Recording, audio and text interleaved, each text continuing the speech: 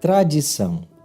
Essa palavra vem do latim traditio, tradere, que significa entregar, passar adiante. É a continuidade ou permanência de uma doutrina, costumes e valores. Jesus condenou boa parte das tradições dos religiosos de seus dias, porque eles estavam mais interessados em suas formalidades do que na palavra de Deus. Mas a Bíblia apoia a prática de vários ritos e tradições que foram praticados no passado e ainda permanecem como relevantes para os cristãos modernos.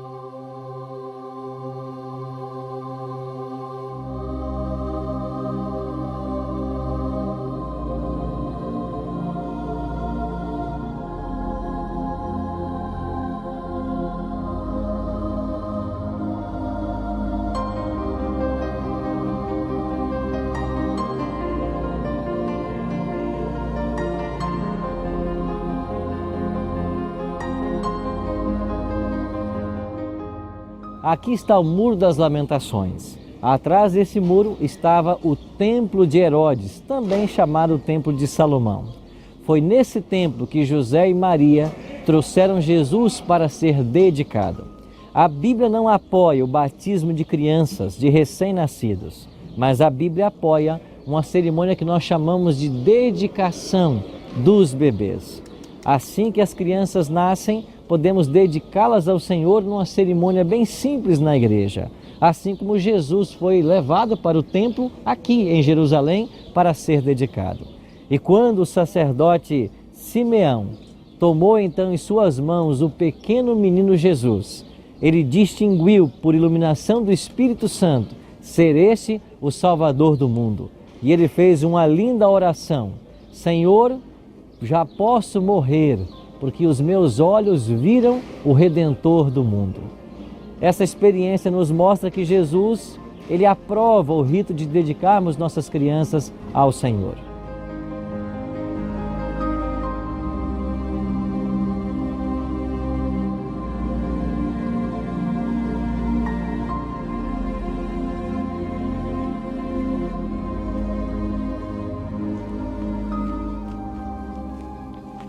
Jesus viveu cerca de 30 anos na cidade de Nazaré.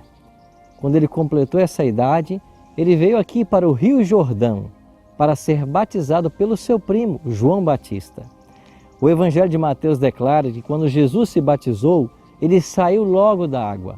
E quando ele sai da água, o Espírito Santo desce sobre ele em forma corpórea de uma pomba.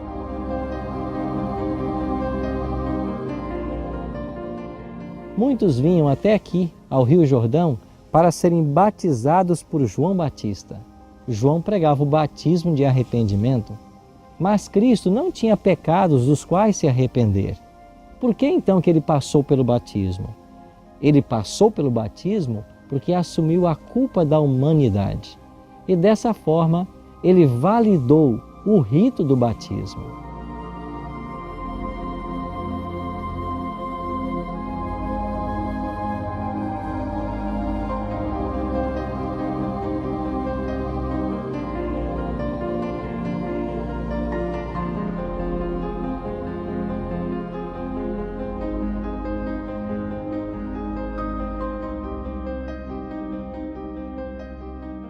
Estamos aqui no cenáculo em Jerusalém. Segundo a tradição, este teria sido o local onde Jesus realizou a última Páscoa com os discípulos na véspera de sua crucifixão. Aqui também ele institui a cerimônia da comunhão ou da ceia do Senhor. Até os dias atuais, essa cerimônia permanece e a Igreja cristã deve continuar ensinando essa cerimônia.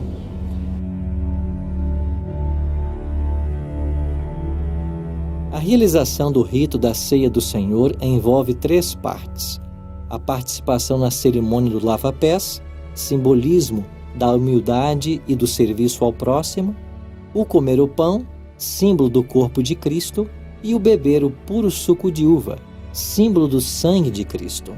De acordo com a Bíblia, esses 3 elementos são indispensáveis na cerimônia.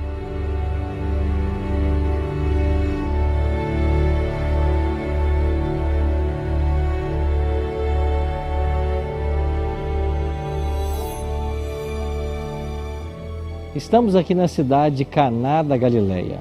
Essa cidade foi o local onde Jesus realizou o seu primeiro milagre, dando início assim ao seu ministério terrestre. Ele fora convidado para um casamento e, junto com os seus discípulos, acompanhava a festa. Quando terminou o vinho, o noivo estava numa situação muito delicada, porque isso era um desrespeito para com os convidados. Então Jesus transformou a água em vinho, resolveu o problema e trouxe alegria para essa festa. Jesus não só participou dessa festa de casamento, mas ele, como originador do casamento, aprovou esse rito para todas as pessoas. Um homem e uma mulher, dentro de uma relação monogâmica, é o ideal de Deus para o ser humano.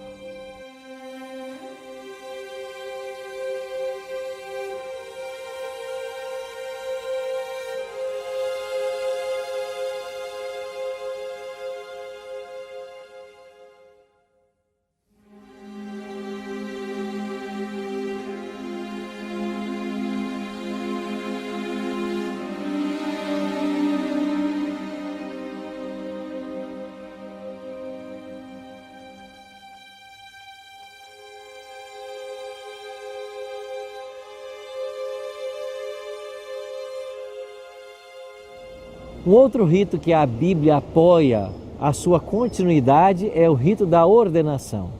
O próprio Cristo, depois de uma noite de oração, chamou os discípulos e, impondo-lhes as mãos, orou para que eles iniciassem o seu ministério ao lado dele. Ainda hoje, a Igreja cristã deve impor as mãos para que os oficiais da Igreja também exerçam seu ministério. Entre os principais líderes das igrejas, nós poderíamos mencionar os anciãos ou bispos e também os diáconos. Estes recebem a imposição de mãos para o exercício de um ministério. Esses ministérios são ministérios de apoio ao pastor evangelista, para que a obra de Deus continue, para que a igreja possa ser servida e para que a comunidade seja bem atendida.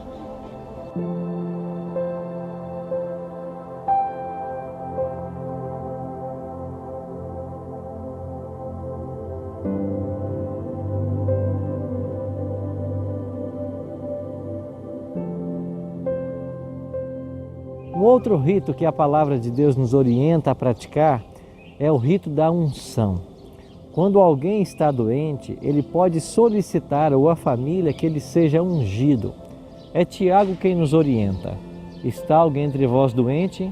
Chama os presbíteros da igreja, façam oração por ele, ungindo-o com óleo em nome do Senhor. Essa cerimônia significa que ao ungirmos uma pessoa, nós estamos colocando ela e seu destino nas mãos do Senhor, ou para a cura e restauração, ou então para o descanso. Mas a cerimônia da unção, ela significa a entrega da vida a Deus, a confiança de que o Senhor fará o melhor para a pessoa. Por isso, os cristãos modernos devem ainda praticar esse rito.